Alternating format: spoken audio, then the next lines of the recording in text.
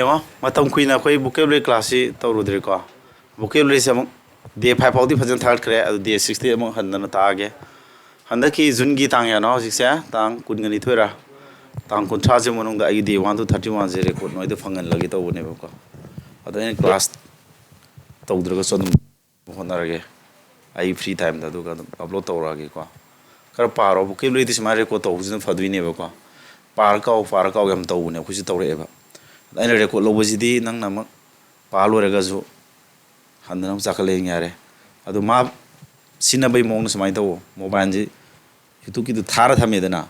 adu nangi ama pdf thagi dana in vocabulary si pdf loi le dana pdf tu mang thama ba adu pana ne kanu ju ta bai tare hoji ki du ju ta adu mai sana pawa ba de pa jam wa han ngano ngai pa ya phone ne ko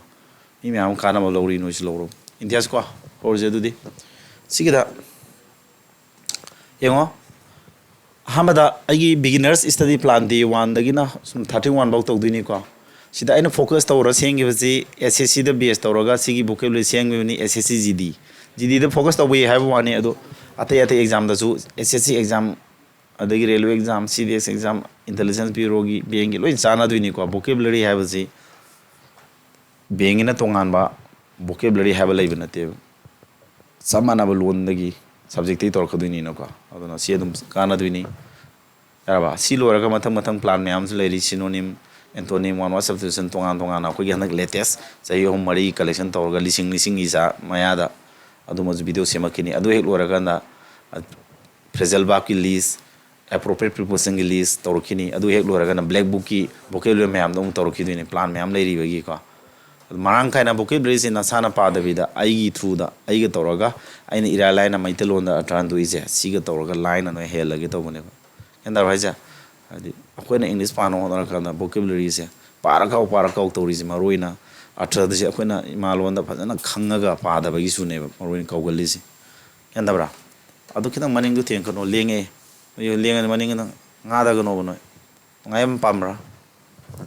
ka Yung se hor ge se one word substitution da kare han pane se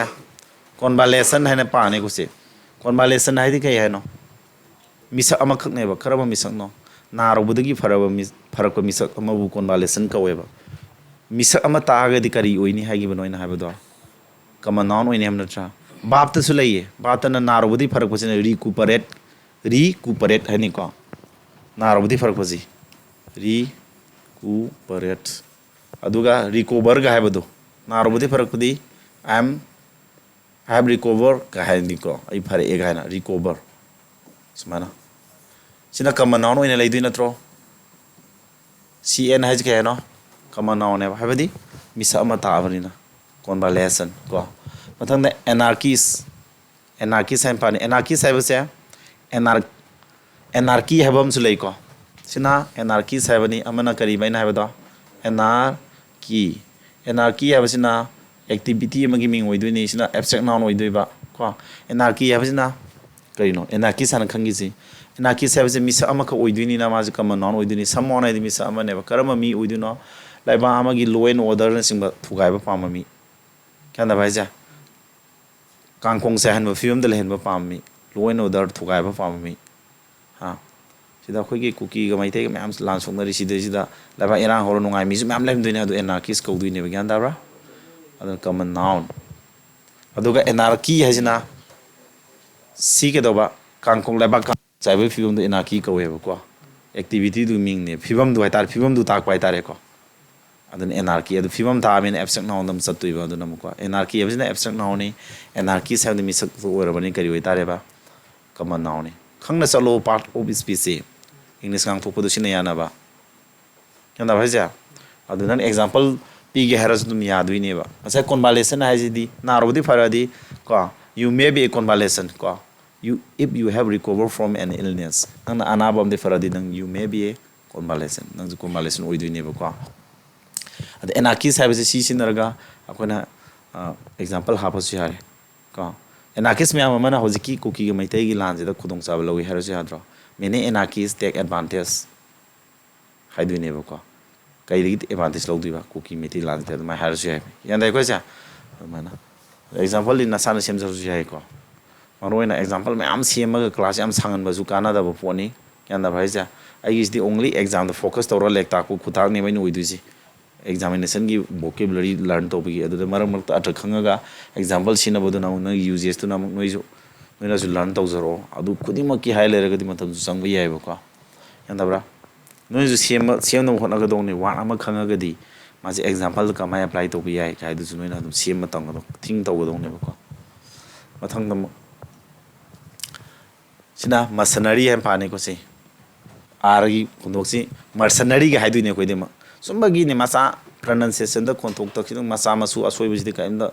ꯈꯜꯂꯨꯅꯨ ꯅꯦꯒꯂꯦꯛ ꯇꯧꯕ ꯃꯔꯁꯅꯔꯤ ꯍꯥꯏꯗꯣꯏꯔꯥ ꯃꯁꯅꯔꯤ ꯍꯥꯏꯅ ꯄꯥꯏꯕ ꯗꯤꯛꯁꯅꯥꯔꯤꯗ ꯃꯥꯒꯤ ꯄ꯭ꯔꯅꯟꯁꯤꯌꯦꯁꯟꯁꯦ ꯃꯁꯅꯔꯤ ꯃꯔ ꯑꯥꯔꯒꯤ ꯈꯣꯟꯊꯣꯛꯁꯦ ꯑꯣꯃꯤꯠ ꯇꯧꯔꯒꯀꯣ ꯕ꯭ꯔꯤꯇꯤꯁꯀꯤꯗꯤ ꯑꯥꯔꯁꯦ ꯑꯣꯃꯤꯠ ꯇꯧꯅꯕꯅꯦ ꯑꯗꯣ ꯃꯁꯅꯔꯤ ꯑꯩꯈꯣꯏꯅ ꯑꯥꯔꯗꯣ ꯌꯥꯝ ꯁꯦꯡꯅ ꯃꯔꯁꯅꯔꯤ ꯍꯥꯏꯁꯨ ꯀꯩꯁꯨ ꯀꯥꯏꯕ ꯂꯩꯇꯦ ꯁꯤꯗ ꯆꯞ ꯃꯥꯟꯅꯕ ꯑꯩꯈꯣꯏꯒꯤ ꯃꯅꯤꯄꯨꯔ ꯂꯣꯟꯁꯤꯗꯁꯨ ꯑꯩꯈꯣꯏꯅ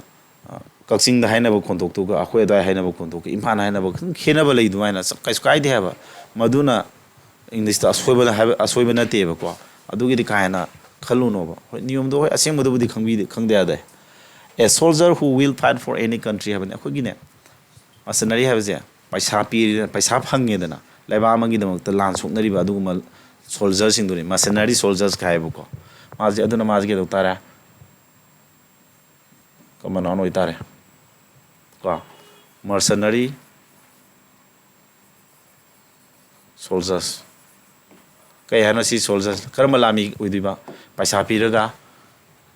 ꯀꯅꯥꯒꯨꯝꯕ ꯃꯤꯑꯣꯏ ꯒ꯭ꯔꯨꯞ ꯑꯃꯒꯤꯗꯃꯛꯇ ꯂꯥꯟ ꯁꯣꯛꯅꯕ ꯑꯗꯩ ꯂꯩꯕꯥꯛ ꯑꯃꯒꯤꯗꯃꯛꯇ ꯂꯥꯟ ꯁꯣꯛꯅꯕꯗꯨ ꯃꯁꯅꯔꯤ ꯀꯧꯗꯣꯏꯅꯤ ꯉꯥꯗꯔꯛꯀꯅꯨꯀꯣ ꯅꯣꯏꯒꯤꯁꯦ ꯐꯖꯅ ꯂꯧꯈꯤꯕ ꯔꯦꯀꯣꯔꯠꯁꯦ ꯑꯗꯩ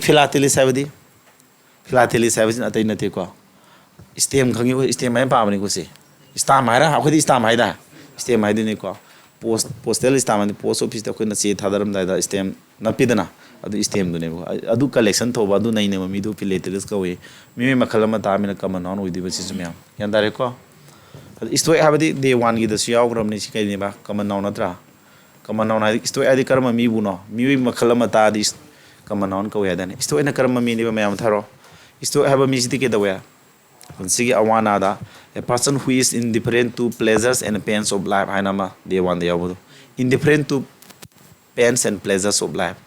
ꯏꯟꯗꯤꯐꯔꯦꯟ ꯑꯣꯏꯕ ꯍꯥꯏꯗꯤ ꯏꯟꯇꯔꯦꯁ ꯀꯔꯤꯝꯇ ꯂꯧꯗꯕ ꯄꯨꯛꯅꯤꯡ ꯑꯝꯇ ꯂꯨꯞꯁꯤꯟꯗ꯭ꯔꯕ ꯍꯥꯏꯕꯅꯤ ꯀꯗꯥꯏꯗ ꯄꯦꯟꯁ ꯑꯦꯟ ꯄ꯭ꯂꯦꯖꯔꯁ ꯑꯣꯐ ꯂꯥꯏꯐ ꯄꯨꯟꯁꯤ ꯑꯋꯥ ꯑꯅꯥꯗ ꯀꯔꯤꯝꯇ ꯊꯧꯁꯥꯗ꯭ꯔꯕ ꯃꯤ ꯍꯥꯏꯕꯅꯤ ꯈꯨꯗꯝ ꯑꯣꯏꯅ ꯑꯩꯈꯣꯏ ꯄꯦꯔꯦꯟꯁꯤꯡꯁꯦ ꯑꯥꯔ ꯗ ꯑꯦꯛꯖꯥꯝꯄꯜꯁ ꯑꯣꯐ ꯏꯁꯇꯣꯏꯛꯁ ꯏꯃꯥ ꯏꯄꯥꯁꯦ ꯑꯩꯈꯣꯏꯒꯤꯗꯃꯛ ꯍꯣꯠꯅꯕꯗ ꯃꯣꯏꯁꯦ ꯑꯋꯥ ꯑꯅꯥ ꯈꯥꯡꯕ ꯈꯪꯗ꯭ꯔꯕ ꯅꯠꯇ꯭ꯔꯣ ꯋꯥꯔꯁꯨ ꯅꯨꯡꯉꯥꯏꯔꯁꯨ ꯃꯗꯨ ꯈꯪꯗꯅ ꯍꯣꯠꯅꯔꯕ ꯃꯤꯅꯤ ꯑꯗꯨꯅ ꯃꯈꯣꯏꯁꯦ ꯑꯩꯈꯣꯏꯅ ꯗꯤ ꯑꯥꯔ ꯑꯦꯛꯖꯥꯝꯄꯜꯁ ꯑꯣꯐ ꯏꯁꯇꯣꯏꯛꯁ ꯍꯥꯏꯕ ꯌꯥꯏꯀꯣ ꯃꯣꯏꯁꯨ ꯑꯦꯛꯖꯥꯝꯄꯜ ꯄꯤꯔꯕꯗ ꯅꯠꯇ꯭ꯔꯦ ꯍꯥꯏꯔꯒꯅ ꯒꯧꯇꯝ ꯕꯨꯙ ꯏꯁ ꯑꯦ ꯏꯁꯇꯣꯏꯛ ꯍꯥꯏꯔꯁꯨ ꯌꯥꯏ ꯃꯥꯁꯨ ꯏꯁꯇꯣꯏꯛ ꯅꯠꯇ꯭ꯔꯣ ꯃꯌꯨꯝꯒꯤ ꯅꯨꯡꯉꯥꯏꯕ ꯃꯆꯥ ꯅꯤꯡꯊꯧ ꯑꯣꯏꯕꯒꯤ ꯂꯥꯏꯐ ꯅꯨꯡꯉꯥꯏꯕ ꯃꯥꯒꯤ ꯅꯨꯄꯤ ꯑꯗꯒꯤ ꯃꯆꯥ ꯊꯥꯗꯣꯛꯑꯝꯃꯒ ꯂꯥꯏꯅꯤꯡ ꯂꯥꯏꯁꯣꯟꯗ ꯂꯨꯞꯇꯅ ꯑꯋꯥ ꯑꯅꯥ ꯊꯥꯗꯣꯛꯑꯒ ꯙ꯭ꯌꯥꯟ ꯇꯧꯗꯅ ꯇꯧꯔ ꯂꯩꯔꯤ ꯃꯌꯥꯝꯗꯨꯕꯨ ꯑꯗꯨ ꯃꯣꯏ ꯏꯁꯇꯣꯏꯛ ꯑꯣꯏꯔꯣꯏꯗ꯭ꯔꯣ ꯑꯣꯏꯅꯤꯀꯣ ꯑꯗꯨꯁꯨ ꯌꯥꯔꯦ ꯒ꯭ꯌꯥꯟ ꯇꯥꯔꯤꯕ ꯃꯌꯥꯝ ꯃꯤꯅꯤꯡꯁꯦ ꯅꯦꯛꯁ ꯌꯥꯝ ꯀꯟꯅ ꯀꯣꯏꯃꯟꯁꯨ ꯀꯥꯟꯅꯗꯦꯀꯣ ꯁꯤꯅ ꯑꯦꯂꯦꯟ ꯍꯥꯏꯗꯣꯏꯅꯤꯀꯣ ꯅꯝꯕꯔ ꯐꯣꯔꯁꯦ ꯀꯩꯕా ꯑꯦꯂꯦꯟ ꯍꯥꯏꯕꯗꯤ ꯀꯩꯅꯣ ꯃꯤꯁꯛ ꯑꯃꯅꯤꯅ ꯀꯃꯟ ꯅꯥꯎꯟ ꯑꯣꯏꯔꯅꯦꯕꯀꯣ ꯑꯦꯂꯦꯟ ꯍꯥꯏꯁꯦ ꯑꯦꯂꯦꯟ ꯍꯥꯏꯕꯗꯤ ꯑꯇꯣꯞꯄ ꯄ꯭ꯂꯥꯅꯦꯠꯇꯒꯤ ꯂꯥꯛꯄ ꯀ꯭ꯔꯤꯌꯦꯆꯔ ꯑꯗꯨꯁꯨ ꯑꯦꯂꯦꯟ ꯀꯧꯔꯦ ꯑꯗꯒꯤ ꯐꯣꯔꯦꯟ ꯀꯟꯇ꯭ꯔꯤ ꯑꯃꯗꯒꯤ ꯂꯥꯛꯄ ꯃꯤꯗꯨ ꯐꯣꯔꯦꯟꯅꯔꯁꯨ ꯑꯗꯨꯝ ꯑꯦꯂꯦꯟ ꯀꯧꯔꯦ ꯑꯗꯨꯅ ꯑꯦꯂꯦꯟꯒꯤ ꯁꯤꯅꯣꯅꯤꯝꯗꯤ ꯐꯣꯔꯦꯟꯅꯔ ꯍꯥꯏꯗꯣꯏꯕ ꯐꯣꯔꯦꯟꯅꯔ ꯒ꯭ꯌꯥꯟ ꯇꯥꯔꯦꯀꯣ ꯁꯦ ꯑꯣꯀꯦ ꯑꯗꯨꯒ ꯑꯩꯅ ꯍꯥꯟꯅꯗꯒꯤ ꯍꯩꯅꯔꯒ ꯂꯩꯕꯗꯣ ꯑꯗꯨ ꯅꯠꯇꯕ ꯑꯗꯨꯒꯨꯝꯕ ꯑꯦꯟꯚꯥꯏꯔꯟꯃꯦꯟꯗꯨꯁꯨ ꯑꯦꯂꯤꯌꯟ ꯑꯦꯟꯚꯥꯏꯔꯟꯃꯦꯟꯁꯨ ꯍꯥꯏꯅꯩꯌꯦꯕꯀꯣ ꯒ꯭ꯌꯥꯟ ꯇꯥꯕ꯭ꯔꯥ ꯍꯥꯏꯁꯦ ꯑꯗꯨꯝ ꯍꯥꯏꯕ ꯌꯥꯏ ꯁꯤꯗ ꯍꯥꯏꯅꯤꯡꯉꯤ ꯃꯤꯅꯤꯡꯁꯦ ꯀꯩꯅꯣ ꯉꯁꯥꯏ ꯐꯣꯔꯦꯟꯅꯔꯗꯨ ꯅꯠꯇ꯭ꯔꯦꯀꯣ ꯍꯥꯏꯗꯤ ꯑꯩꯅ ꯍꯥꯟꯅ ꯌꯨꯁ ꯇꯨ ꯇꯧꯕ ꯍꯩꯅꯔꯒ ꯂꯩꯕꯗꯨ ꯅꯠꯇꯕ ꯑꯗꯨꯒꯨꯝꯕ ꯑꯦꯟꯚꯥꯏꯔꯟꯃꯦꯟ ꯑꯃ ꯁꯄꯣꯁ ꯑꯩꯅ ꯑꯃꯦꯔꯤꯀꯥꯗ ꯆꯠꯂꯨꯔꯗꯤ ꯑꯩꯒꯤ ꯑꯦꯟꯚꯥꯏꯔꯟꯃꯦꯟ ꯑꯅꯧꯕ ꯑꯃ ꯊꯦꯡꯅꯔꯣꯏꯗ꯭ꯔꯥ ꯑꯗ you will be in an alien environment ꯑꯅꯧꯕ ꯑꯦꯟꯚꯥꯏꯔꯟꯃꯦꯟ ꯅꯪꯅ ꯍꯩꯅꯗ꯭ꯔꯤꯕ ꯑꯦꯟꯚꯥꯏꯔꯟꯃꯦꯟ ꯑꯃꯗ ꯂꯩꯗꯣꯏꯅꯦꯕ ꯌꯥꯔꯦꯀꯣ ꯑꯗꯨꯁꯨ ꯑꯗꯨꯝ ꯍꯥꯏꯅꯩ ꯃꯤꯅꯤꯡꯁꯤ ꯌꯥꯝꯃꯦ ꯍꯥꯏꯕꯅꯤꯗ ꯋꯥꯔꯗ ꯑꯃꯒꯤ ꯃꯤꯅꯤꯡ ꯃꯌꯥꯝ ꯂꯩꯕꯁꯨ ꯂꯩꯀꯣ ꯒ꯭ꯌꯥꯟ ꯇꯥꯕ꯭ꯔꯥ ꯄꯨꯛꯅꯤꯡ ꯆꯪ ꯇꯥꯔꯤꯀꯣ ꯃꯅꯤꯡ ꯈꯪꯕꯨ ꯑꯦꯁꯊꯦꯇꯤꯛ ꯍꯥꯏꯕꯗꯤ ꯀꯩꯅꯣ ꯃꯤꯁꯛ ꯑꯃ ꯇꯥꯕꯅꯤꯅ ꯀꯃꯟ ꯅꯥꯎꯟ ꯑꯣꯏꯗꯣꯏ ꯀꯔꯝꯕ ꯃꯤꯁꯛꯅꯣ ꯙꯔꯃ ꯂꯥꯏꯅꯤꯡꯒ ꯃꯔꯤ ꯂꯩꯅꯅ ꯌꯥꯝꯅ ꯐꯤꯖꯤꯀꯦꯜ ꯄ꯭ꯂꯦꯖꯔꯅꯆꯤꯡꯕ ꯊꯥꯗꯣꯛꯑꯒ ꯀꯣ ꯏꯆꯝ ꯆꯝꯕ ꯑꯩꯈꯣꯏꯒꯤꯈꯔ ꯗꯦꯗꯤꯀꯦꯠ ꯇꯧꯕ ꯑꯗꯨꯝꯕ ꯀꯠꯊꯣꯛꯑꯕ ꯂꯥꯏꯐ ꯑꯃꯗ ꯁꯤꯝꯄꯜ ꯑꯦꯟ ꯏꯁꯇ꯭ꯔꯤꯛ ꯏꯆꯝ ꯆꯝꯕ ꯑꯃꯁꯨꯡ ꯏꯁꯇ꯭ꯔꯤꯛ ꯋꯦꯗ ꯍꯤꯡꯉꯕ ꯑꯗꯨꯒꯨꯝꯕ ꯃꯤꯁꯛꯅꯦꯕꯀꯣ ꯒ꯭ꯌꯥꯟ ꯇꯥꯕ꯭ꯔꯥ ꯍꯥꯏꯁꯦ ꯑꯗꯨꯝ ꯃꯤꯁꯦ ꯑꯦꯁꯊꯦꯇꯤꯛ ꯀꯧꯏ ꯃꯣꯡꯁ ꯂꯝꯕꯣꯏꯕ ꯍꯔꯃꯤꯠ ꯂꯝꯕꯣꯏꯕ ꯑꯗꯩ ꯁꯦꯟ ꯍꯥꯏꯕꯗꯤ ꯈ꯭ꯔꯤꯁꯇꯤꯌꯟ ꯙꯔꯃꯗꯒ ꯑꯩꯈꯣꯏꯒꯤ ꯌꯥꯝꯅ ꯍꯣꯂꯤ ꯑꯁꯦꯡꯕ ꯃꯤꯅꯤꯒ ꯂꯧꯅꯕ ꯑꯗꯨꯒꯨꯝꯕ ꯃꯤꯑꯣꯏ ꯀꯥꯡꯕꯨꯁꯤ ꯁꯦꯟ ꯀꯧꯏ ꯃꯨꯅꯤ ꯔꯤꯁꯤꯒꯁꯨ ꯍꯥꯏꯅꯗꯥꯏꯅꯦ ꯃꯈꯣꯏꯁꯤ ꯀꯩꯗꯧꯋꯦ ꯑꯦꯁꯦꯇꯤꯛ ꯉꯥꯛꯇꯅꯦꯕꯀꯣ ꯃꯣꯏ ꯌꯥꯝꯅ ꯏꯁꯇ꯭ꯔꯤꯛ ꯑꯣꯏꯕ ꯁꯤꯝꯄꯜ ꯂꯥꯏꯐ ꯑꯃꯗ ꯍꯤꯡꯕꯗꯣ ꯐꯤꯖꯤꯀꯦꯜ ꯄ꯭ꯂꯦꯖꯔ ꯑꯩꯈꯣꯏ ꯑꯗꯨꯃꯥꯏꯅ ꯗ꯭ꯔꯦꯁ ꯑꯅꯥꯟꯕ ꯁꯦꯠꯀꯅꯤ ꯂꯛꯖꯔꯤ ꯀꯥꯔ ꯇꯣꯡꯅꯤꯡꯒ ꯈꯟꯗꯅ ꯂꯩꯕ ꯁꯤꯒꯨꯝꯕ ꯃꯤꯑꯣꯏꯁꯤꯡꯁꯤꯅꯦꯕꯀꯣ ꯑꯗꯨꯅ ꯃꯣꯏꯁꯦ ꯀꯃꯟ ꯅꯥꯎꯟ ꯑꯣꯏꯗꯣꯏ ꯅꯠꯇ꯭ꯔꯥ ꯃꯊꯪꯗ ꯏꯗꯤꯌꯝꯁ ꯂꯥꯛꯑꯦ ꯏꯗꯤꯌꯝꯁ ꯍꯥꯏꯕꯒꯤ ꯃꯤꯅꯤꯡꯗꯤ ꯑꯩ ꯃꯃꯥꯡꯗꯁꯨ ꯍꯥꯏꯈ꯭ꯔꯕꯅꯤꯅ ꯍꯥꯏꯔꯔꯣꯏꯀꯣ ꯏꯗꯤꯌꯝꯁ ꯍꯥꯏꯕꯁꯤ ꯋꯥꯍꯩ ꯆꯕꯨꯜ ꯑꯃ ꯑꯣꯏꯗꯣꯏ ꯅꯠꯇ꯭ꯔꯥ ꯋꯥꯍꯩ ꯆꯕꯨꯜ ꯑꯃ ꯑꯣꯏꯅꯤ ꯃꯥꯒꯤ ꯃꯤꯅꯤꯡꯁꯦ ꯂꯩꯔꯝꯃꯤꯕ ꯋꯥꯔꯗꯁꯤꯡꯗꯨꯒꯤ ꯑꯦꯛꯖꯦꯛ ꯃꯤꯅꯤꯡ ꯑꯣꯏꯅ ꯆꯠꯂꯣꯏ ꯄ꯭ꯔꯃꯥꯟ ꯄꯟꯊꯩꯒꯨꯝꯕ ꯃꯤꯅꯤꯡ ꯂꯩꯒꯅꯤ ꯍꯥꯏꯕ ꯅꯠꯇ꯭ꯔꯥ ꯏꯪꯂꯤꯁꯇ ꯍꯥꯏꯔꯒꯅ ꯂꯤꯇꯔꯔꯤ ꯃꯤꯅꯤꯡꯒ ꯍꯥꯏꯅꯕꯅꯦꯕꯀꯣ ꯕ꯭ꯔꯤꯡ ꯇꯨ ꯋꯥꯟꯁ ꯅꯤꯁ ꯍꯥꯏꯕꯁꯦ ꯚꯥꯔꯕ ꯑꯣꯏꯅ ꯌꯨꯁ ꯇꯧꯏ ꯏꯗꯤꯌꯝꯁꯦ ꯑꯩꯈꯣꯏꯅꯅꯦ ꯀꯔꯤ ꯑꯣꯏꯅ ꯌꯨꯁ ꯇꯧꯔꯤꯕꯅꯣ ꯍꯥꯏꯕꯁꯤꯁꯨ ꯈꯪꯅ ꯈꯪꯅ ꯄꯥꯕꯤꯕ ꯗꯔꯀꯥꯔ ꯑꯣꯏ ꯍꯥꯏꯕꯅꯦ ꯑꯩꯅ ꯍꯥꯏꯕꯗꯨ ꯅꯠꯇ꯭ꯔꯥ ꯕ꯭ꯔꯤꯡ ꯇꯨ ꯋꯥꯟꯁ ꯅꯤꯁ ꯍꯥꯏꯕꯗꯤ ꯀꯅꯥꯒꯨꯝꯕ ꯑꯃꯗ ꯁꯔꯦꯟꯗꯔ ꯇꯧꯍꯜꯂꯛꯄꯗꯣ ꯆꯪꯖꯍꯜꯂꯛꯄꯗꯣ ꯌꯥꯗꯕ꯭ꯔꯥ ꯍꯥꯏꯁꯦ I bring him to my knees ꯀꯥꯏꯗꯤ ꯑꯩꯅ I bring him to my knees ꯀꯥꯏꯔꯗꯤ ꯑꯩꯅ ꯃꯥꯁꯦ ꯑꯩꯉꯣꯟꯗꯒ ꯁꯔꯦꯟꯗꯔ ꯇꯧꯍꯜꯂꯛꯄ ꯆꯪꯖꯍꯜꯂꯛꯄꯗꯨꯅꯦꯕꯀꯣ to force to submit force ꯇꯧꯕ ꯍꯥꯏꯗꯤ ꯆꯪꯖꯔꯛꯅꯕ ꯁꯕꯃꯤꯠ ꯇꯧꯅꯕ ꯁꯔꯦꯟꯗꯔ ꯇꯧꯅꯕ ꯃꯉꯣꯟꯗ ꯁꯥꯐꯨ ꯄꯤꯕ ꯄ꯭ꯔꯦꯁꯔ ꯄꯤꯕꯗꯨꯅꯤꯒ ꯀꯣ ꯀꯨꯜ ꯑꯦꯁ ꯀꯨꯀꯨꯝꯕꯔ ꯍꯥꯏꯁꯤꯅ ꯑꯦꯖꯦꯛꯇꯤꯞ ꯑꯣꯏꯅ ꯌꯨꯁ ꯇꯧꯔꯤ ꯃꯇꯥꯡꯁꯤꯗꯀꯣ ꯃꯤꯒꯤ ꯃꯒꯨꯟ ꯁꯩꯊꯥꯕ ꯑꯣꯏꯅ ꯀꯨꯜ ꯑꯦꯁ ꯀꯨꯀꯨꯝꯕꯔ ꯍꯥꯏꯕꯗꯤ ꯀꯩꯅꯣ ꯑꯩꯈꯣꯏꯒꯤ ꯀꯩꯗꯧꯕ ꯌꯥꯝꯅ ꯂꯨꯕ ꯗꯤꯐꯤꯀꯜ ꯁꯤꯆꯨꯋꯦꯁꯟꯒꯨꯝꯕꯗꯁꯨ ꯄꯨꯛꯅꯤꯡꯁꯦ ꯀꯟꯇ꯭ꯔꯣꯜꯗ ꯐꯥꯗꯔꯒ ꯀꯟꯇ꯭ꯔꯣꯜꯗ ꯂꯩꯕ ꯉꯝꯕ ꯑꯣꯏꯕꯗꯨꯅꯦꯕ ꯒꯨꯟ ꯇꯥꯛꯄ ꯑꯣꯏꯅ ꯂꯩꯗꯣꯏꯅꯤ ꯑꯗꯨꯅ ꯃꯥꯗꯤ ꯑꯦꯖꯦꯛꯇꯤꯞ ꯑꯣꯏꯅ ꯁꯤꯖꯤꯟꯅꯗꯣꯏꯕ ꯀꯣ ꯔꯣꯅꯥꯜꯗꯣ ꯍꯥꯏꯗꯤ ꯃꯦꯠꯁ ꯌꯥꯝꯅ ꯂꯨꯔꯛꯄ ꯗꯤꯐꯤꯀꯜ ꯑꯣꯏꯕ ꯃꯦꯠꯁꯇꯒꯁꯤ ꯃꯣꯏꯁꯤ ꯌꯥꯝꯅ ꯀꯟꯇ꯭ꯔꯣꯜꯗ ꯁꯥꯟꯅ ꯉꯝꯗ꯭ꯔꯣ ꯗꯦ ꯕꯤꯀꯝ ꯀꯨꯜ ꯑꯦꯁ ꯀꯨꯀꯨꯝꯕꯔ ꯑꯦꯁ ꯀꯨꯜ ꯑꯦꯁ ꯀꯨꯀꯨꯝꯕꯔ ꯏꯟ ꯗ ꯀꯩꯕ ꯗꯤꯐꯤꯀꯜ ꯃꯦꯠꯆꯦꯁ ꯑꯔꯨꯕ ꯃꯦꯠꯁꯁꯤꯡꯗ ꯃꯣꯏꯗꯤ ꯀꯩꯗꯧꯋꯦꯕ ꯄꯨꯛꯅꯤꯡ ꯐꯥꯊꯔꯒ ꯂꯩ ꯍꯥꯏꯅꯦꯕ ꯔꯣꯅꯥꯜꯗꯣ ꯍꯣꯏꯁꯤꯀꯣ ꯌꯥꯟꯗꯕ꯭ꯔꯥ ꯍꯥꯏꯁꯦ ꯑꯗꯨꯅꯤ ꯇꯨ ꯕꯤ ꯀꯥꯝ ꯍꯥꯏꯕꯗꯤ ꯄꯨꯛꯅꯤꯡ ꯏꯪꯗꯅ ꯀꯟꯇ꯭ꯔꯣꯜꯗ ꯂꯩꯕꯗꯨꯕꯨꯅꯦꯕ ꯀꯥꯝ ꯍꯥꯏꯁꯦ ꯌꯥꯟꯗꯕ꯭ꯔꯥ ꯃꯌꯥꯝꯒꯤ ꯑꯟꯗꯔꯁꯇꯦꯟ ꯇꯧꯔꯤ ꯄꯥꯎꯀꯣ ꯑꯩꯅ ꯀꯩꯅꯣ ꯇꯧꯕꯁꯤ ꯇꯥꯔꯒ ꯅꯨꯄꯤꯒꯨꯝꯕꯅ ꯇꯥ ꯅꯨꯡꯉꯥꯏꯕꯅꯦ ꯏꯪꯂꯤꯁꯇꯤ ꯃꯈꯣꯟꯒꯁꯤ ꯃꯦꯡ ꯃꯦꯡ ꯂꯥꯎꯔꯒ ꯅꯨꯡꯁꯤꯗꯅꯀꯣ ꯑꯩ ꯈꯣꯟꯖꯦꯜꯗꯤ ꯄꯨꯄꯨ ꯑꯀꯥꯏꯕ ꯈꯔ ꯃꯥꯜꯂꯞ ꯇꯧꯕꯅꯦ ꯑꯗꯨꯕꯨ ꯅꯨꯡꯁꯤꯗꯕ ꯌꯥꯗ꯭ꯔꯦ ꯑꯩ ꯈꯣꯟꯖꯦꯜꯁꯤꯀꯣ ꯂꯥꯏꯔꯤꯛ ꯍꯩꯅꯤꯡꯉꯗꯤ ꯅꯣꯏꯗꯤ ꯑꯩ ꯈꯣꯟꯖꯦꯜꯁꯤ ꯅꯨꯡꯁꯤꯔꯣ ꯍꯌꯦꯡ ꯑꯣꯖꯥ ꯑꯐꯕ ꯃꯌꯥꯝ ꯊꯣꯛꯂꯛꯈꯤꯅꯤ ꯃꯅꯤꯄꯨꯔꯒꯤꯀꯣ ꯂꯥꯏꯔꯤꯛ ꯑꯍꯩꯕ ꯑꯩꯈꯣꯏꯗꯤ ꯏꯪꯂꯤꯁꯁꯤ ꯑꯩ ꯁꯕꯖꯦꯛꯇꯤ ꯅꯠꯇꯦ ꯁꯨꯝ ꯑꯩ ꯍꯩꯖꯕ ꯈꯔ ꯑꯩꯈꯣꯏꯒꯤ ꯅꯨꯡꯁꯤꯖꯔꯕ ꯑꯩꯈꯣꯏ ꯃꯅꯤꯄꯨꯔ ꯉꯥꯡꯕ ꯃꯤꯁꯤꯡꯁꯦ ꯑꯩꯈꯣꯏ ꯃꯅꯤꯄꯨꯔ ꯁꯥꯇ꯭ꯔꯁꯤꯡꯁꯦ ꯃꯇꯦꯡ ꯄꯥꯡꯕꯒꯤ ꯇꯧꯕ ꯋꯥꯅꯤꯀꯣ ꯇꯧꯋꯦ ꯍꯥꯏꯔꯒꯁꯨ ꯄꯪꯇꯧ ꯇꯧꯕ ꯅꯠꯇꯦ ꯐꯖꯅ ꯅꯩꯅꯗ ꯌꯥꯄꯣꯟꯇꯦꯗ ꯄꯥꯕ꯭ꯂꯤꯛ ꯄ꯭ꯂꯦꯠꯐꯣꯝ ꯊꯣꯛꯂꯛꯏꯃꯤꯅꯀꯣ ꯄ꯭ꯔꯅꯟꯁꯤꯌꯦꯁꯟꯒꯁꯦ ꯈꯤꯇꯪ ꯁ꯭ꯂꯥꯏꯠꯂꯤ ꯆꯦꯟꯖꯦꯁ ꯂꯩꯕꯗꯣꯀꯣ ꯉꯥꯡꯀꯗꯧꯕ ꯃꯌꯥꯝ ꯑꯃꯁꯨ ꯂꯩꯔꯝꯗꯣꯏꯅꯦ ꯑꯗꯨ ꯈꯟꯕꯗ ꯆꯦꯛꯁꯤꯟꯗꯁꯨ ꯌꯥꯗꯦꯕꯀꯣ ꯁꯤ ꯍꯥꯏꯔꯒ ꯉꯥꯡꯅꯤꯡꯕ ꯃꯤꯁꯤꯡꯗꯨ ꯕ꯭ꯔꯦꯛ ꯐꯥꯅꯕꯅꯦꯅ ꯍꯥꯏꯁꯤ ꯑꯦꯗꯥ ꯍꯣꯁ ꯍꯥꯏꯗꯤ ꯀꯩꯅꯣ ꯃꯤꯁꯛ ꯑꯃ ꯇꯥꯛꯑꯃꯤꯅ ꯀꯔꯤ ꯑꯣꯏꯅ ꯁꯤꯖꯤꯟꯅꯗꯣꯏꯕ ꯀꯃꯟ ꯅꯥꯎꯟ ꯑꯣꯏꯅ ꯁꯤꯖꯤꯟꯅꯗꯣꯏ ꯅꯠꯇ꯭ꯔꯥ ꯁꯤ ꯈꯪꯉꯣꯕꯁꯦ ꯗꯥꯛ ꯋꯥꯁ ꯍꯥꯏꯁꯤꯅꯅꯦ ꯏꯊꯥ ꯊꯥꯖꯗꯅ ꯃꯇꯧ ꯏꯃꯥꯟ ꯃꯥꯟꯗꯅ ꯍꯦꯛ ꯃꯥꯏꯒ ꯄꯥꯈꯠꯂꯛꯄ ꯇꯣꯔꯅꯥꯃꯦꯟ ꯑꯗꯒꯤ ꯀꯔꯤꯒꯨꯝꯕ ꯑꯃ ꯇꯧꯅꯔꯁꯨ ꯃꯥꯅ ꯍꯦꯛ ꯍꯦꯜꯂꯛꯄꯗꯣ ꯌꯥꯗꯕ꯭ꯔꯥ ꯍꯥꯏꯁꯦ ꯑꯦ ꯀꯝꯄꯤꯇꯤꯇꯔ ꯑꯣꯐ ꯑꯟꯅꯣꯟ ꯀꯦꯄꯦꯕꯤꯂꯤꯇꯤꯁ ꯑꯁꯤ ꯍꯥꯏꯕ ꯌꯥꯏꯀꯣ ꯃꯌꯥꯝꯅ ꯈꯪꯅꯗꯕ ꯇꯧꯕ ꯉꯝꯕ ꯒꯨꯟ ꯂꯩꯕ ꯑꯗꯨꯒꯨꯝꯕ ꯀꯝꯄꯤꯇꯤꯇꯔ ꯅꯪꯒꯤ ꯂꯝꯕꯥꯔ ꯑꯣꯏ ꯍꯥꯏꯇꯥꯔꯦ ꯅꯠꯇ꯭ꯔꯒ ꯑꯦꯟ ꯑꯟꯑꯦꯛꯁꯄꯦꯛꯇꯦꯠ ꯋꯤꯅꯔ ꯏꯊꯥ ꯊꯥꯖꯗꯅ ꯃꯥꯏ ꯄꯥꯛꯂꯛꯄꯗꯣ ꯍꯟꯗꯛ ꯌꯨꯔꯣ ꯀꯞꯁꯤ ꯏꯊꯥ ꯊꯥꯖꯗꯅ ꯁ꯭ꯋꯤꯖꯔꯂꯦꯟꯅ ꯂꯧꯔꯛꯄꯁꯨ ꯀꯅꯥ ꯈꯪꯕꯅꯣ ꯋꯥꯔꯤꯕꯨꯃ ꯑꯗꯨꯗꯤ ꯀꯩꯗꯧꯔꯦ any country can be a the host in this Euro Cup ꯍꯥꯏꯕ ꯌꯥꯏ ꯌꯨꯔꯣ ꯀꯞꯁꯤꯗ ꯑꯦꯅꯤ ꯀꯟꯇ꯭ꯔꯤꯅ ꯗꯥ ꯍꯣꯁ ꯑꯣꯏꯕ ꯌꯥꯏ ꯃꯤꯟꯁ ꯏꯊꯥ ꯊꯥꯖꯗꯅ ꯉꯝꯃꯛꯄ ꯑꯣꯏꯕ ꯌꯥꯏ ꯍꯥꯏꯕꯅꯤ ꯑꯦ ꯐꯤꯁ ꯑꯥꯎꯠ ꯑꯣꯐ ꯋꯥꯇꯔ ꯍꯥꯏꯕꯗꯤ ꯀꯩꯅꯣ ꯑꯦ ꯐꯤꯁ ꯑꯥꯎꯠ ꯑꯣꯐ ꯑꯦ ꯍꯥꯞꯆꯤꯟꯈ꯭ꯔꯕꯅꯤꯅ ꯀꯩꯅꯣ ꯑꯣꯏꯅ ꯁꯤꯖꯤꯟꯅ ꯇꯥꯔꯦ ꯅꯥꯎꯟ ꯑꯣꯏꯅ ꯁꯤꯖꯤꯟꯅ ꯇꯥꯔꯦ ꯒ꯭ꯌꯥꯟ ꯇꯥꯕ꯭ꯔꯥ ꯍꯥꯏꯁꯦ ꯌꯥꯝꯅ ꯅꯨꯡꯉꯥꯏꯍꯟꯗꯕ ꯐꯤꯞ ꯄꯣꯖꯤꯁꯟ ꯑꯃ ꯍꯥꯏꯗꯤ ꯑꯩꯉꯣꯟꯗ ꯀꯝꯐꯣꯔꯇꯦꯕꯜ ꯑꯣꯏꯍꯟꯗꯕ ꯑꯩꯉꯣꯟꯗ ꯆꯨꯅꯗꯕ ꯀꯝꯐꯣꯔꯇꯦꯕꯜ ꯅꯨꯡꯉꯥꯏꯕ ꯄꯤꯕ ꯉꯝꯗꯕ ꯑꯗꯨꯒꯨꯝꯕ ꯐꯤꯕꯝ ꯑꯃ ꯍꯥꯏꯕꯅꯦꯕ ꯅꯨꯡꯉꯥꯏꯍꯟꯗꯕ ꯐꯤꯕꯝ ꯑꯃ ꯑꯟꯐꯦꯃꯤꯂꯔ ꯑꯩꯉꯣꯟꯗ ꯆꯨꯅꯗꯕ ꯁꯔꯀꯝꯁꯇꯦꯟꯁꯦꯁ ꯍꯥꯏꯗꯤ ꯐꯤꯕꯝꯗꯨꯅꯦꯕꯀꯣ ꯐꯦꯃꯤꯂꯔ ꯍꯥꯏꯗꯤ ꯅꯪꯒ ꯍꯥꯟꯅ ꯆꯨꯅꯔ ꯅꯪꯅ ꯍꯦꯟꯅ ꯅꯪꯉꯣꯟꯗ ꯁꯥꯒꯣꯟꯅꯔꯒ ꯂꯩꯕ ꯍꯥꯏꯕꯅꯤ ꯁꯤꯅ ꯁꯥꯒꯣꯟꯅꯗꯕ ꯅꯪꯒ ꯍꯩꯅꯗꯕ ꯆꯨꯅꯗꯕ ꯐꯤꯕꯝ ꯍꯥꯏꯕꯅꯦꯕꯀꯣ ꯒ꯭ꯌꯥꯟ ꯇꯥꯔꯕ ꯑꯗꯒꯤ ꯑꯦ ꯌꯥꯎꯗ꯭ꯔꯒꯗꯤ ꯐꯤꯁ ꯑꯥꯎꯠ ꯑꯣꯐ ꯋꯥꯇꯔ ꯍꯥꯏꯗꯤ ꯑꯦꯖꯦꯛꯇꯤቭ ꯑꯣꯏꯅ ꯁꯤꯖꯤꯟꯅꯗꯣꯏꯅꯦꯕ I feel fish out of water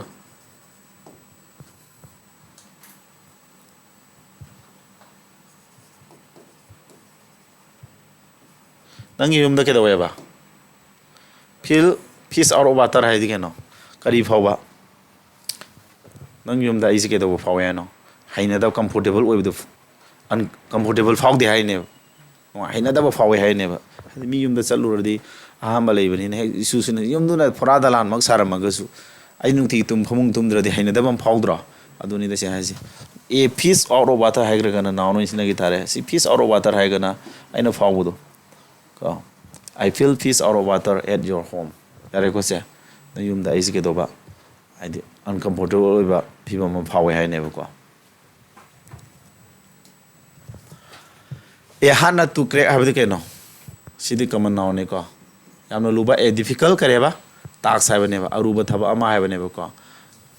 Akuna Habi cracking. Call. Civil service exam is a hard nut to crack. A hard nut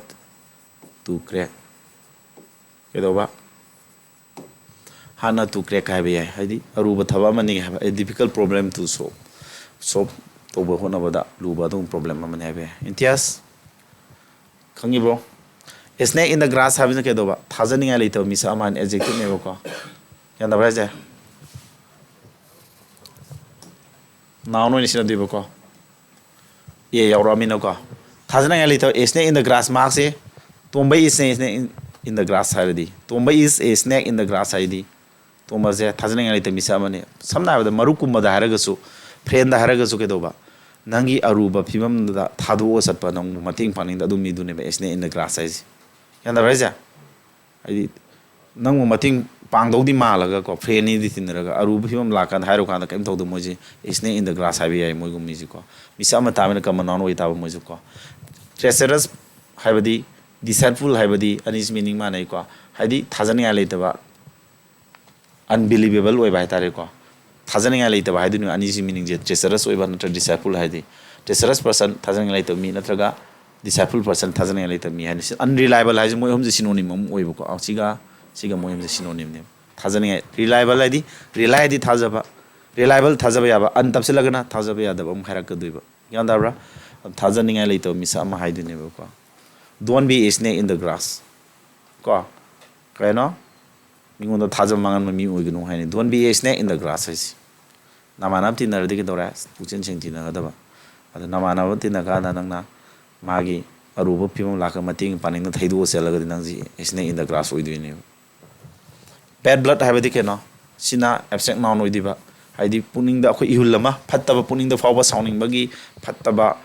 Ihul do never. When you see the mana palise, I don't angry feeling umba. In miti yang naba, ill feeling Patabakal, Ihul, Patabi Ihul guy, the feeling ID Ihul neither putting the same Ihul. Adone. Don't give bad blood with your friends. Manamana sing Gikedova. Don't have her, don't have bad blood with your friends. Friends singa Pataba Ihul Legano. Don't keep Harusarico, don't keep bad blood with your friends. And friends in the Kedoba, bad blood Tamgano means Patabihul, Pataba sounding vocal Tamgano, I never go. I think that madness service cano, synonym that madness service cano. Vocal looking Kedoba, madness ID, Buddhist way, mental illness a manevoca, Angao pay way with Angao pay Ngao activity, now is a mental listed. I'm attack in absent noun the way you go. Absent noun with the insanity, insane the Gilaconico, insane have a adjective to are you insane? Nang our brag Hannah Dokena, Nang Buddhist or Branangbo, the cook Sabra Hannah do name, are you insane Hannah do adjective name, do they like insanity? Sina absent noun with the never go. Vocal Tadaba, ID. Vocal Tadaba do lucid as an adjective clear way.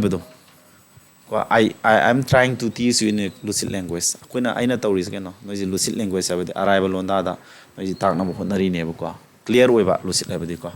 Meticulous, however, have the adjective in Sizuka. Sina synonym Maltanica. Meticulous over the Yam section at over the Yam Hazing na section not over the wise Wahanequa. Carigumoto over the sway the number Gida Mukta. Maduda Yam putting some Nakiala or a section at over the meticulous over Kawebuka. Other mighty methodical, I the Mamutana method 9 Hadi. I'm a system 9 Tauduni, Toro, I the Mamutana Tobuduni, detail Hadicano Kuptana, detail in a Tawusineva. Yandaikosa. Mitigate Avana Akwagi, Hana Lermudu Handara Pavani, Bamni Handarpa. See lesson I the parala agressi E with them Nico lesson Hidinisi, Hantarakpado, Keba Hantarakpa Guide, Hantarakpa. Hantalakpado, reduce Hantarak by then, elevate Avdi Akogi, harmful Werambado. Harmful Werambado. Harmful to decrease work by Tarene. Harmful to decrease work Pudo. Aduni elevate Adi Hanamagi Kudong Tiba, Mana Piramba with the harmful way by Hadi Pataba among Pirambado. Hana Piramadism Hantarak was elevate way, Saparak Pagabado, Saparak by Tare. Diminis I sang and Tabado Masing under Kuduni, diminish over the decrease under reduce under Pulayare and Daribra. Arigosa. ꯃꯊꯪ ꯑꯃꯨꯛ ꯂꯥꯛꯁꯤ synonym da nefarious haibadi keno lamhen tu henba adjective ni ko mi fattabi magun phungdokpani wicked lamhen ba ga sidi yaujare masana wicked reko lamhen iniquitous haibadi very unfair oi ba di sumdaba do fair oi daba sumdaba very unfair and wrong oi bado yamna sumdaba aran ba oi ba hai tare iniquitous oi ba haidi asumani om nataba aran ba hai tare iniquitous oi ba di kadai ko evil haidi fattaba evil dead ka taramani mi siraga mi si fattaba ga na evil dead kan film lai dune criminal haidi crime to mi ji fararoi natra criminal oi ba crime to riba mi han mi pun ga to ri criminal haiji moi fattaba mi ngata ni sida sai thari ji ko yana ba ja absin mamang absin hana pawani si adjective absin na bade akhoi gi lamsa sajata har ga ka ba ju chada ba pise sa chada ga luja da ba sexual ga mari leina ba da offensive oi ba mi ngone yem na kar nungain da ba ga hai nei bu ko ad ma gi di descent absin oi ba je mai di mai opposite descent ga hai descent har ga na mai opposite ni ko antonym mai tare ko antonym ant as antonym ni ma gi antonym da descent ga lai descent na sina akhoi gi khara standard khara lai ba ko adumba khara phabrom da oidi bu moina mu ko aduna mai indecent hare ji option gi indecent hai di jada standard yaw da ba khara handa ba thaki oidi ni root ha ba di mi ngonda yamna tathi ta oina ga to ba root oi ba ga da na ya da ko dirty ha jina akoi amot pa du na te matang min da ko lamsa sa dirty picture gi film lai do dirty picture da ha ga jo khara khara kam ba mo ji ora ka du ni ko aduna option gi meaning mana ba da moi lai si prudent ha ba di ngasai meticulous ka samane ko prudent है adjective ni ko maji section ba है careful to kari gum to bodi am sing na section to boji wise oiba asa yagra da meticulous है ना yagi bra adu mai sida option madum yar meticulous section ba kari gum ma to matam da nana form thare khalo form tha matam da min ga da bojing to section na kupta de yang ga soi da na ma section na to bodo adu meticulous oiba ka oiba you have to be meticulous while ko you fill up your form ko nang form ni men matam nang section ka dong ni haine cautious hai section ma hare wise haina sing na section na soidana to buja adu mi asing mi ko ina careful oiba section ma careful de han khang le re noina ko mana tha khang na paro reluctant ha ba disina antonym lai reluctant ha di toning ba pok to do unwilling oiba do haining ba toning ba interest lai ba pok to ba ha ba ni adu adjective ni ma gi di ko my opposite ka ya ni willing toning ba pok pa China si kanone ko SSC GD gi 2019 gi GD kangu gi previous year da base torga SSGD da focus toro sengi bang ta ne do black book te lokthui ni CI gi vocabulary myam ji previous year black book ta yauri sing ji amaro ne SSC gi exam sing da amasung atop railway exam sing da toina sina ba wan ta ne adu lok tor pani na ate exam slo sana du ni ko GD da focus to ya GD kakti na ti nu adu mi exam thami na di khangani aina ngangi myam ji hande vocabulary khara pa lai mi na di khangni ba ko arang so ina mes ki video thagat pada GD question khara nei ne san thai me se GD khaktar ai CGL thaning ba satra ne haire ba video do nong madu yeng mi oram dui ne aina haining is bu ma haidi CGL da ai ngore ni ya mes ki question collection do ama yauro kane SSGD da hang ba question je direct masing chu no thok ta ne SSC ne loba khoi gi selection post exam ama leida adu da hang e masing bo thok ta option no thok ta bai wani da yauri ha bani da GD da hang ba question CGL da hang ba du maina vocabulary sungai ta we GD da hang ba CGL da hang ba adam lok thok lok chin vocabulary mai yawi ko sinoi para kanda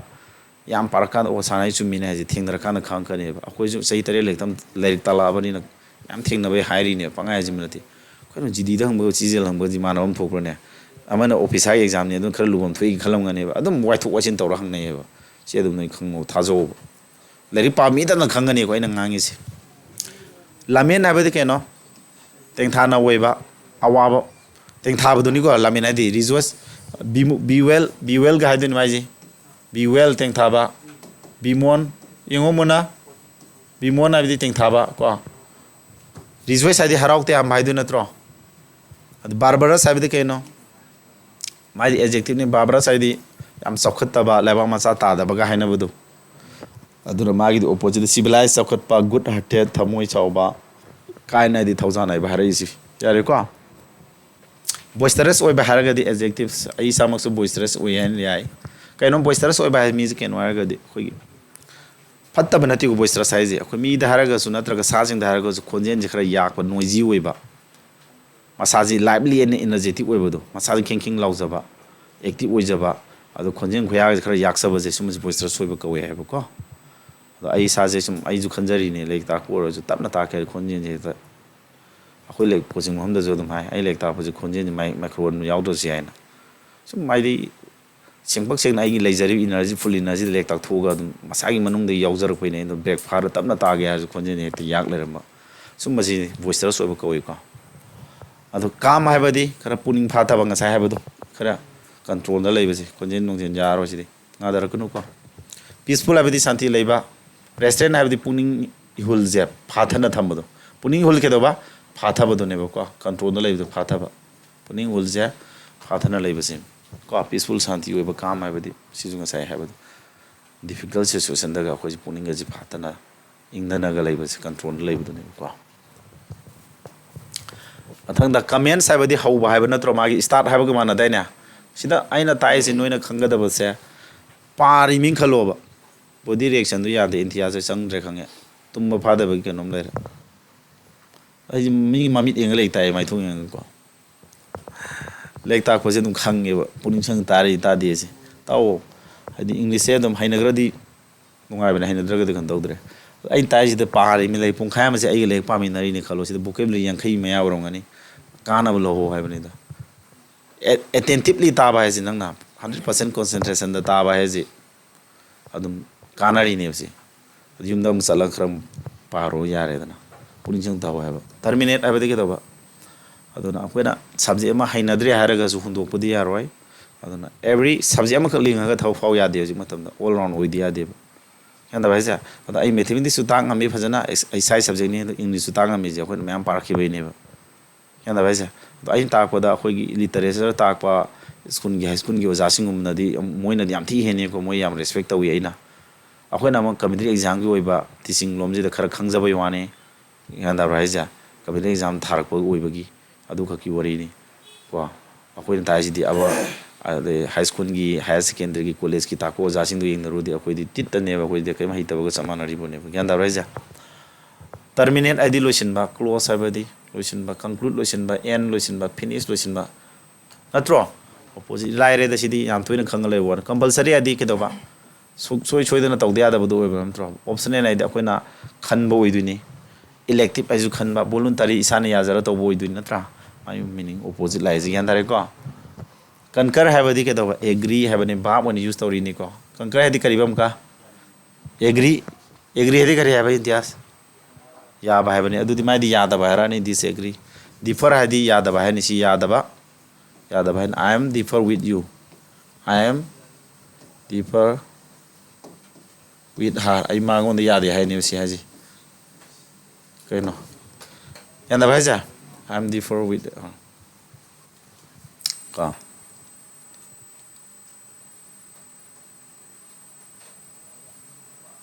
ꯌꯥꯔꯕ ꯑꯗꯨꯗꯤ ꯃꯊꯪꯗ ꯑꯩꯁꯦ ꯀꯩꯗꯧꯋꯦ ꯍꯥꯏꯅꯣꯁꯦ ꯃꯉꯣꯟꯗ ꯌꯥꯗꯦ ꯍꯥꯏꯅꯦꯕ ꯗꯤꯐꯔ ꯍꯥꯏꯁꯤ ꯗꯤꯁꯑꯦꯒ꯭री ꯌꯥꯗꯦ ꯗꯤꯐꯔ ꯌꯥꯗ ꯑꯥꯏ ꯗꯤꯐꯔ ꯑꯦꯝꯁꯦ ꯍꯥꯞ ꯌꯥꯗ꯭ꯔꯦ grammar ꯂꯥꯜꯂꯦꯀꯣ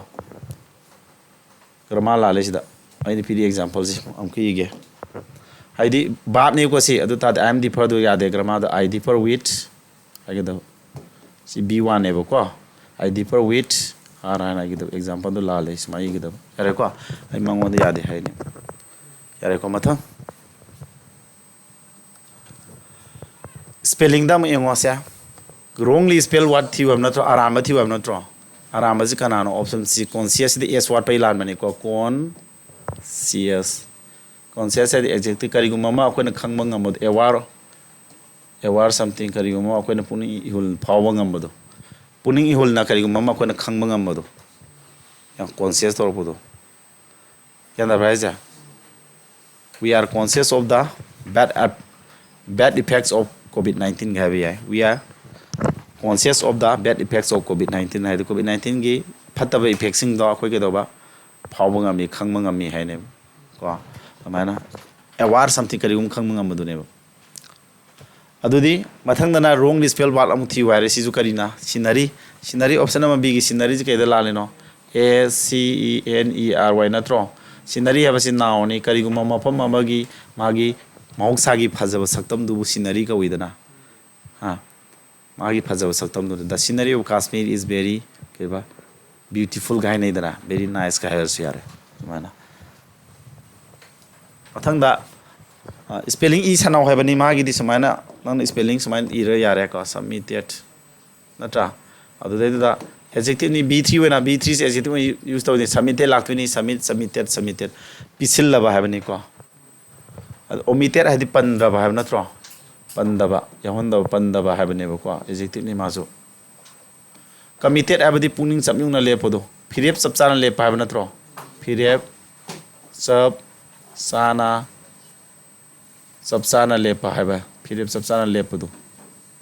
you have to be committed को before you start preparation तौद्रिंग द फिरेप सब चाना इसी तौरगे हन लेप कदम ने नंगी डिसीजन अमा सब चाना लेप कदम ने है बने बेलेन है दि थौना फबा है नत्रो एडजेक्टिव है नत्रो थौना फबा करेजियस ओइबा हायरोइद्रो करेजियस ओइबा डेयरिंग ओइबा आई मीनिंग दि हम लेको ब्रेव थौना फबा नाम लेत्रो अदुमाना सेलेन हैबदी